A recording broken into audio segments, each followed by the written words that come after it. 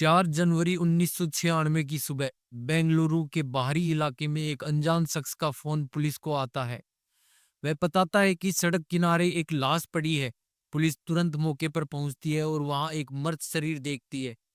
पहली नजर में यह स्पष्ट हो जाता है कि मृतक कोई भारतीय नहीं बल्कि एक विदेशी है। लाश के पास कोई ऐसी चीज नहीं मिलती जिससे उसकी पहचान हो सके। न पासपोर्ट न कोई दस्तावेज। यह एक पहेली थी। पुलिस के लिए यह एक चुनौती थी क्योंकि एक विदेशी की हत्या का मामला न केवल स्थानीय स्तर पर बल्कि अंतर्राष्ट्रीय स्तर पर भी सुर्खियां बटोर सकता था। पुलिस लाश को पोस्टमार्टम के लिए अस्पताल भेजती है और तलाशी के दौरान मृतक के कपड़ों में एक छोटी सी पर्ची मिलती है, एक दुकान का बिल। यह बिल पुलिस के लिए पहला सुराग बनता है। पुलिस उस दुकान तक पहुंचती है जहां दुकानदार पुष्टि करता है कि यह बिल एक दिन पहले ही एक विदेशी ग्राहक का था। दुकानदार की मदद से मृतक की पहचान होती है। वह जेम्स विलियम्स स्टुअर्ट उसका नाम होता है, एक ब्रिटिश नागरिक था। इस खुलासे के साथ ही मामला और गंभीर हो जाता है। एक ब्रिटिश पर्यटक की हत्या ने ब्रिटिश दूतावास और भारतीय प्रशासन को हिलाकर रख दिया। बेंगलुरु पुलिस पर दबाव बढ़ने लगा कि इस मामले को जल्द से जल्द सुलझाया जाए, क्योंकि यह शहर की छवि और पर्यटक उद्योग के लिए एक बड़ा धब्बा था। पुलिस को पता चलता है कि स्टुअर्ट बेंगलुरु के सुधा लॉज में ठहरा हुआ था। पुलिस की एक टीम तुरंत लॉज पहुंचती है, जहां लॉज मैनेजर बताता है कि स्टुअर्ट अकेले नहीं था, उसके साथ एक महिला साथी भी थी। पुलिस उस कमरे तक पहुंचती है, दरवाजा खटखटाती है और दरवाजा खोलते ही सामने एक 27 साल की ब्रिटिश महिला खड़ी होती है। लेकिन जैसे ही वह पुलिस को देखती है, वह फूट फूट कर रोने लगती है। पुलिसकर्मी हैरान है। वे तो उसे यह पता नहीं आए थे कि उसके साथी स्टुअर्ट की हत्या हो चुकी है, लेकिन उसका यह हाल देखकर वे रुक जाते हैं। महिला, जो अभी तक अपने साथी की मौत से अनजान है, पुलिस को बताती है कि उसके साथ एक ऑटो ड्राइवर ने बलात्कार किया है। यह खुलासा पुलिस के लिए एक और झटका था। एक तरफ उनके पास एक विदेशी की हत्या का मामला था और अब उसी की साथी के साथ बलात्कार की घटना। अगर आप इस चैनल पर नए हैं तो चैनल को सब्सक्राइब कर लीजिए ताकि आप तक हमारी हर वीडियो पहुंच सके। तो चलिए बिना किसी देरी के शुरू करते हैं आगे की कहानी। यह दोहरी त्रासदी थी जिसने पुलिस को चुनौती को और जटिल बना दिया था। पुलिस समझती है कि यह सही समय नहीं है कि महिला को स्टुअर्ट की मौत की खबर दी जाए, क्योंकि वह पहले ही गहरे सदमे में है। पुलिस महिला से पूछताछ शुरू करती है और वह धीरे धीरे उस रात की घटना का ब्यौरा देती है।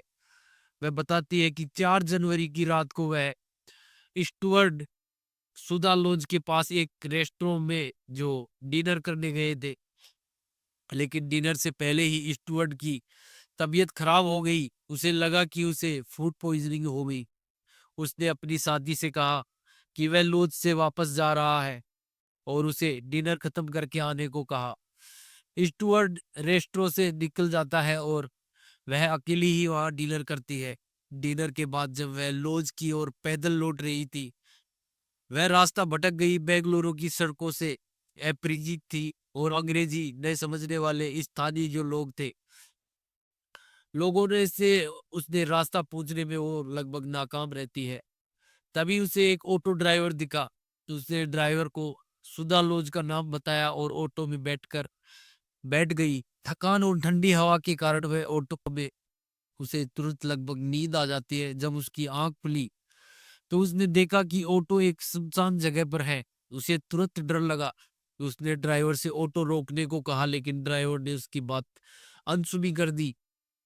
अपनी सुरक्षा के लिए उसने अपने बैग से एक पेन नाइफ निकाला, जो वह हमेशा अपने साथ रखती थी। उसने ड्राइवर को धमकी दी, लेकिन जब उसने ऑटो नहीं रोका तो उसने ड्राइवर की पीठ पर 3 बार नाइफ से वार किया। इसके बावजूद ड्राइवर ने ऑटो रोका और उसे बाहर खींचकर जमीन पर पटक दिया।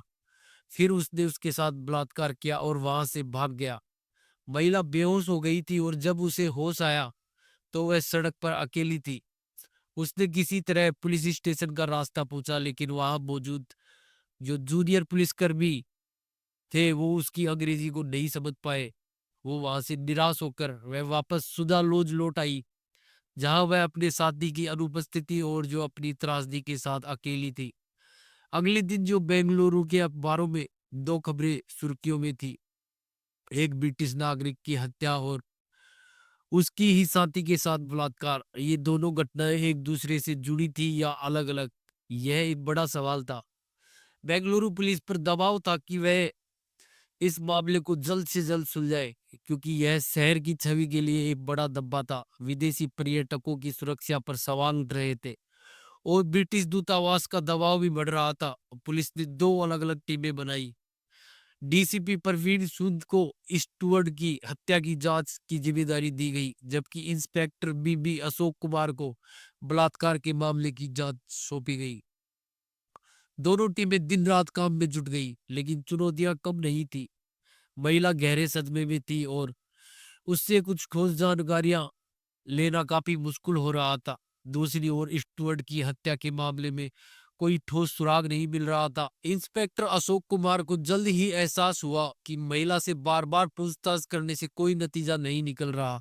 वह सदमे में थी, अपने साथी की मौत की खबर से अनजान थी। वह एक अनजान देश में पूरी तरह से अकेली थी। उसकी मानसिक स्थिति नाजुक थी। अशोक कुमार ने एक अनोखा और जो मानवीय कदम उठाया। उसने महिला को अपने घर ले जाकर अपनी पत्नी और बेटी से मिलवाया। उन्होंने उसे आश्वासन दिया कि वह उनके परिवार का हिस्सा है और पूरी तरह सुरक्षित है। इस अपनत्व ने महिला को थोड़ा सुकून दिया। 2 दिन तक उनके घर में रहने के बाद वह थोड़ी सामान्य हुई। इसके बाद अशोक कुमार ने फिर से पूछताछ शुरू की। इस बार महिला ने बताया कि उसने ऑटो ड्राइवर की पीठ पर पेन नाइफ से 3 वार किए थे। यह जानकारी पुलिस के लिए एक महत्वपूर्ण सुराग थी। अशोक कुमार ने तुरंत अपनी टीम को निर्देश दिया कि 4 जनवरी की रात को बेंगलुरु के सभी नर्सिंग होम और अस्पतालों में यह पता लगाया जाए कि क्या कोई ऐसा व्यक्ति इलाज के लिए आया था जिसकी पीठ पर चाकू की जख्म हो। पुलिस ने सैकड़ों नर्सिंग होम और अस्पतालों की छानबीन की। आखिरकार एक केरल की नर्स ने पुष्टि की कि उस रात एक व्यक्ति इलाज के लिए आया था जिसकी पीठ पर 3 जख्म थे। उसने बताया कि जख्म किसी नुकीली चीज के थे। नर्सिंग होम के रजिस्टर में उस व्यक्ति का नाम दर्ज था, कदरेस, उम्र लगभग 28 साल, लेकिन उसने अपना पता नहीं दिया था। अब पुलिस के सामने चुनौती थी कि बिना पते के कदरेस को बेंगलुरु जैसे बड़े शहर में कैसे ढूंढा जाए। अशोक कुमार ने एक और स्मार्ट कदम उठाया। उन्होंने आरटीओ, जो क्षेत्रीय परिवहन कार्यालय होता है, उसमें कदरेस के नाम से रजिस्टर्ड ऑटो ड्राइवर की जानकारी मांगी। किस्मत ने साथ दिया और एक आरटीओ में कदरेस का रजिस्ट्रेशन और पता मिल गया। आश्चर्य की बात यह थी कि उसका पता एक पुलिस स्टेशन के ठीक पीछे था। पुलिस तुरंत उस पते पर पहुंची और कदरेस को हिरासत में ले लिया, लेकिन यह पुष्टि करना बाकी था कि यही वह व्यक्ति है जिसने बलात्कार किया। पुलिस ने 4 तस्वीरें ली, जिसमें एक कदरेस की थी और जो नर्स से पूछा गया कि उस रात इलाज के लिए आया जो व्यक्ति था वो यही था। नर्स ने तुरंत कदरेस की तस्वीर को पहचान लिया और अब पुलिस के पास एक ठोस गवाह भी थी। जब अशोक कुमार की टीम को लग रहा था कि वे केस सुलझाने के बिल्कुल करीब है, तभी उनके सीनियर अफसरों ने आदेश दिया कि यह केस अब सीआईडी को सौंपा जा रहा है। ब्रिटिश दूतावास और सरकार का दबाव इतना था कि मामला स्थानीय पुलिस से लेकर विशेष जांच एजेंसियों को दे दिया गया। अशोक कुमार और उनकी टीम को यह बड़ा झटका लगा। इतनी मेहनत के बाद जब वे अपराधी तक पहुंच चुके थे, केस उनके हाथ से निकल गया। सीआईडी ने कदरेस से पूछताछ शुरू की, लेकिन उसने अपराध कबूल नहीं किया। उस समय सीआईडी ने यह नीति बना रखी थी कि वे लॉकअप में टॉर्चर का इस्तेमाल नहीं करेंगे, क्योंकि पुलिस की छवि पहले से ही विवादों में थी। सीआईडी ने मनोवैज्ञानिक तरीके से कदरेस को तोड़ने की कोशिश की, लेकिन वह बार बार अपराध से इनकार करता रहा। नर्स का बयान और कुछ जख्मों के अलावा कोई ठोस सबूत नहीं था। सीसीटीवी या अन्य आधुनिक तकनीकों की कमी के कारण जांच रुक गई। जब सीआईडी को कोई सफलता नहीं मिली, तो सीनियर अफसरों ने फैसला किया कि कद्रेस को वापस अशोक कुमार की टीम को सौंप दिया जाए, लेकिन शर्त थी कि वे उसे टॉर्चर टॉर्चर का इस्तेमाल नहीं करे। अशोक ने इस चुनौती को स्वीकार किया। उन्होंने एक नया और अनोखा तरीका अपनाया। उन्होंने अपनी टीम को निर्देश दिया कि कद्रेस से दोस्ताना व्यवहार किया जाए, कोई पूछताछ नहीं, कोई क्राइम की बात नहीं, बस उसकी रोजमर्रा की जिंदगी, शौक और परिवार के बारे में बात की जाए। 24 घंटे तक कद्रेस के साथ जो दोस्ती भरी बातचीत की गई, उसे लगा कि पुलिस अब उस पर शक नहीं कर रही है, वह जल्द ही छूट जाएगा। उसका जो आत्मविश्वास बढ़ने लगा, तभी अशोक कुमार ने एक चाल चली। उन्होंने कद्रेस से पूछा कि क्या वह शराब पीता है। कद्रेस ने कहा कि जी नहीं, वह शराब नहीं पीता, क्योंकि वह उसे चढ़ जाती है और वह उल्टा सिल्टा बोलने लगता है, लेकिन बियर पीना उसे पसंद है। अशोक कुमार ने मौके का फायदा उठाया। उन्होंने 2 बियर की बोतलें मंगवाई और चुपके से उनमें थोड़ी ब्रांडी मिला दी। कद्रेस को बिना बताए उसे ये बियर पिलाई गई। 25 मिनट में कद्रेस नशे में था और पुलिस वालों के साथ दोस्ती की तरह तरह की बातें करने लगा। तभी अशोक कुमार ने सवाल किया कि उस रात क्या हुआ था। नशे में धुत कद्रेस ने सारी सच्चाई उगल दी। उसने बताया कि उसने रेस्ट्रो से जो भटकी हुई विदेशी महिला को ऑटो में बिठाया। उसकी नीयत उसे देखकर खराब हो गई और उसने सुनसान जगह पर ले जाकर उसके साथ बलात्कार किया। उसने यह भी स्वीकार किया कि उसने पहले भी ऐसे कई बार कोशिश की थी, लेकिन इस बार वह सफल हो गया था।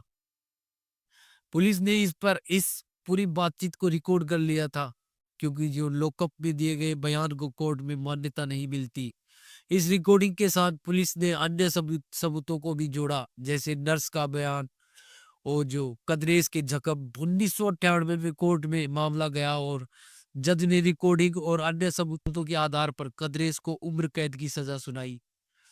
ये कहानी न केवल एक अपराध की जांच की कहानी है, बल्कि एक मानवीय, संवेदनशील पुलिस की चतुराई और उस समय की सामाजिक और तकनीकी सीमाओं को भी दर्शाती है। इंस्पेक्टर अशोक कुमार की मानवीयता ने पीड़ित महिला को सुकून दिया और उनकी चतुर रणनीति ने अपराधी को सजा दिलाने में मदद की। यह नहीं दर्शाता है कि उस दौर में जब टेक्नोलॉजी सीमित थी, पुलिस को अपनी बुद्धि और स्थानीय जानकारियों पर निर्भर रहना पड़ता था। हालांकि स्टुअर्ट की हत्या का मामला इस कहानी में पूरी तरह सुलझा नहीं, यह एक अनसुलझा रहस्य बना रहा, जो इस कहानी को और भी जटिल बनाता है। बेंगलुरु पुलिस के लिए यह केस एक सबक था कि विदेशी पर्यटकों की सुरक्षा के लिए और बेहतर व्यवस्था की जरूरत है। यह कहानी एक सनसनीखेज अपराध, एक शहर की छवि और पुलिस की मेहनत और चतुराई की कहानी है। 2 बोतल बियर ने वह काम कर दिया जो लंबी पूछताछ और सीआईडी की रणनीतियां नहीं कर पाई। यह कहानी हमें उस दौर की चुनौतियां, मानवीय संवेदनाओं और जो अपराधों से लड़ने के अनोखे तरीके की याद दिलाती है।